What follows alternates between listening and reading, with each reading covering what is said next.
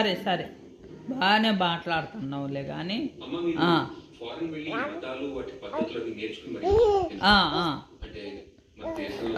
సరే సరే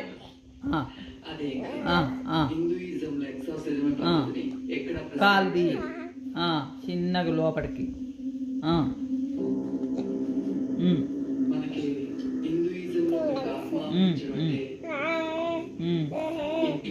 దీపాలు వెలిగిస్తూ మంత్రాలు పఠిస్తూ దీక్షతో ఆ పరమేశ్వరం ప్రార్థిస్తూ ఉంటే నీకు ఏ అపాయం రాదు, ఏ ఆత్మ వహించదు.